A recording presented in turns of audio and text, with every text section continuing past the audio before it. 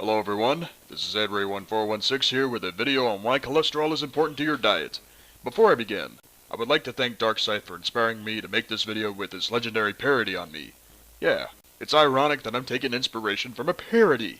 After watching this video a few times, I had to think about why cholesterol is important and why it gets such a bad reputation from the mainstream medical establishment.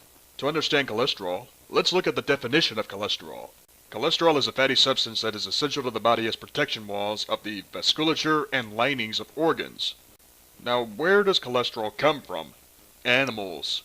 For example, if you eat red meat, organ meats, dairy, eggs, or animal fat, that's where you get your cholesterol. Organ meats and eggs being the highest in terms of cholesterol content. With organ meats, chicken liver contains 53% of cholesterol for 1 ounce. Beef liver contains 90% cholesterol for 1 slice. If you used lard to soft-cook your liver, you have well over 100% of cholesterol just for that 1 slice. As for eggs, 1 large egg contains 70% cholesterol.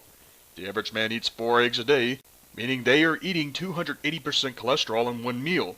That's not counting bacon, sausage patties, and a glass of milk.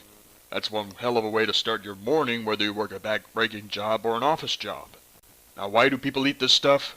Simple. It's brain food. Sure, our grandmothers did listen to the doctor 60 years ago by feeding our parents cereal for breakfast and sandwiches for lunch. Did that stop the parents from feeding kids sausages, bacon, eggs, steaks, and meatloaf? No. But what happened 60 years ago that caused parents to feed their kids the low-fat diet? Well, some World War II veterans that came home and worked in back-breaking jobs like constructing highways, working oil refineries, working on automobiles, the highly stressful jobs. These highly stressful jobs, smoking, and eating fast food during a booming economy is what caused a lot of people to die from heart attacks in the 1950s. But then, on September 24th, 1955, President Dwight D. Eisenhower suffered a heart attack while he was playing golf on his vacation in Colorado. He claimed that he ate a hamburger with Bermuda onions. The real reason Ike suffered a heart attack was because of a poor diet alongside the decades of smoking before his presidency. Ike smoked 4 packs of cigarettes a day. When you smoke and eat poorly, it can cause your LDL particles to explode, particularly LDL-B particles, which I will get to later. So what happened after Ike was hospitalized? The stock markets panicked on September 26, 1955, causing a $14 billion loss in 1 day. This didn't stop Ike from eating the foods the doctors told him not to eat, one of them being pig knuckles with sauerkraut. In all, Ike's poor diet led to 7 heart attacks and 14 cardiac arrests. Then in 1977, Senator George McGovern of South Dakota wrote a report citing that excessive consumptions of saturated fat was the reason why heart attack rates were through the roof. However, this led to independent scientists debating McGovern, ultimately causing a hostile showdown that resulted in a new dietary guideline. These guidelines specified that people should reduce their intakes of saturated fat.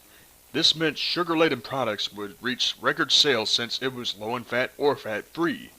This also meant that butter and lard would tank in sales since the medical establishment demonized these 2 animal fats for clogging your arteries. As a result of cholesterol-restricted diets, a new disease was recognized in the medical books in 1979 called Alzheimer's disease, a progressive form of dementia that is attributed to 2 things: the depletion of cholesterol in the brain and warped proteins brought on by excessive consumptions of omega-6 products. Because people were conforming to cutting back on eggs, getting rid of butter and lard, restricting meat, and restricting dairy, old people were having difficulties doing simple tasks.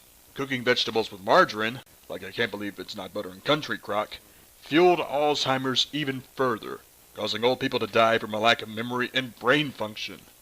The most notable victim of Alzheimer's disease happens to be Ronald Reagan, a man that smoked, ate a lot of meat, eggs, and dairy products prior to 1980. Then the medical doctors told him to cut back significantly on cholesterol consumption. So Reagan conformed, and after he became president, he experienced certain health problems. In 1984, Reagan did have colon surgery, but the big issue was the first presidential debate against Walter Mondale, a Democrat from Minnesota that was vice president under the Jimmy Carter administration. There was a report of Reagan stumbling with his words and looking confused. The other example was in 1986 when a CBS News reporter named Leslie Stahl gave a description calling him animated. Perhaps there's some truth behind it. How did Ronald Reagan wind up with Alzheimer's? Cholesterol-restricted diet and a consumption for jelly beans. This would inevitably lead to Reagan's Alzheimer's diagnosis officially in 1994. Because of that, Alzheimer's became a big deal. A bigger deal than Parkinson's disease, Lou Gehrig's disease, and all the other neurological diseases that were attributed to a toxic environment and a nutritional deficiency. What is the next cholesterol deficiency? For men, low testosterone. Not only does low testosterone affect your ability to work, but for those that can get laid, low testosterone means you can't wake up your little friend when your lady wants to play with you in bed. And this is more along the lines happening to middle-aged men that eat cereal for breakfast, cook their food in margarine and oil, eat sandwiches with potato chips for lunch, and eats a boneless, skinless chicken breast instead of a medium-rare steak for dinner. When you eat junk food in the long run, you tend to put on weight, lose focus, causing you to be very lazy. Then if you have a girlfriend or a wife and she's getting horny, you don't have the drive to wake up your little friend. They'll feel shamed and saddened thinking that you are not good enough for them. They'll sit there in misery or cheat on you with a man that can get it up. I know that what I'm saying is legit screwed up, but it's the truth. You need cholesterol, gentlemen. You want to restore your focus and your manhood and prove to your lady that you can have the energy and confidence to play with them in bed. Here's what you got to do. Eat 4 to 6 eggs for breakfast. They either have to be poached, soft-boiled, or soft scrambled in butter. I suggest flavoring the eggs with iodized salt. Yes, you can have cheese on your soft scrambled eggs. Then for lunch, softly cooked liver in lard. It don't matter if you cook beef liver or chicken liver in lard, use lard for cooking. Lard has 2/3 monounsaturated fat and the second highest amount of vitamin D per tablespoon. Not to mention lard is cheaper than oil. If you decide to eat chicken for dinner, eat chicken leg quarters with the skin. You can bake, boil, or crock-pot chicken. Do not fry nor grill unless you wrap the chicken in foil before grilling. As for red meat, you can eat a steak medium rare whether you cook it on the skillet or on the grill. Again, wrap the red meat in aluminum foil before grilling. Why is fried food forbidden? Acrylamides, a nasty chemical that increases your odds of cancer and heart disease. Why can't you have red meat well done? Heterocyclic amines, a chemical like acrylamides that increases your odds of cancer and heart disease. But red meat medium rare and chicken leg quarters either baked, boiled, or slow cooked is perfectly fine. If you men having problems with your manhood eat like this regularly within a few days, your manhood will come back. Then you could have fun with your lady and you'll both be happy again. Eggs are cheap, chicken leg quarters are cheap, organ meats are cheap, lard is cheap. Some dairy can be expensive. Red meats and pork are pricey. You can live on a diet rich in cholesterol and save money in the long run doing so. If you have seen my video, Cost of Junk Food versus Real Food, you realize that going back to a cholesterol-rich diet can protect you from neurological diseases, ED, and heart disease. Want an example of people that live long lives from a cholesterol-fueled diet? George Francis died at the age of 112, eating a diet rich in dairy, eggs, large sandwiches, and hot links. Another example is Richard Overton, a 111-year-old World War II veteran that smokes 12 cigars a day on average. He openly stated in this video that his diet is attributed to the following: milk, fish, corn, and soup.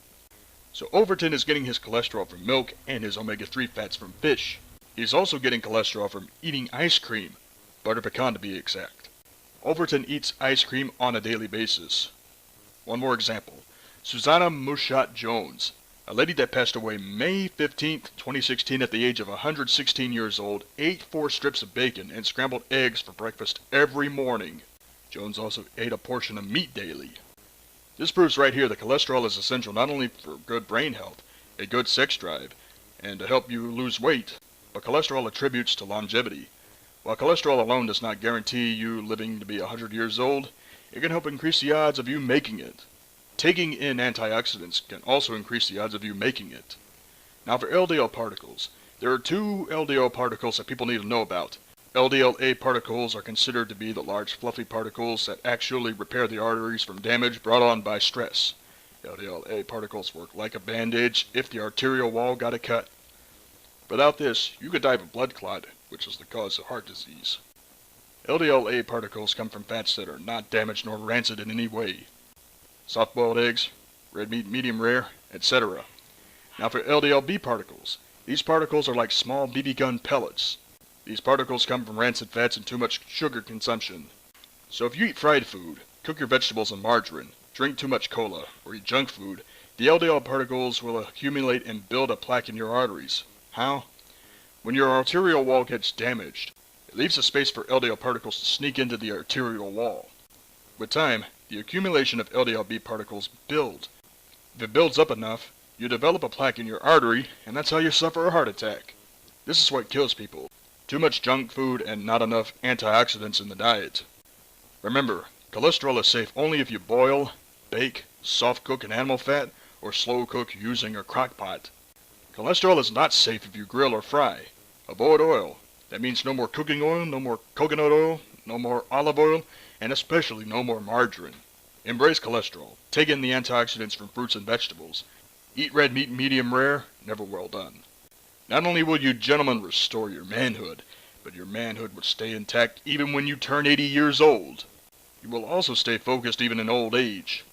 Anyway, I'm Edray, and I'm out of here.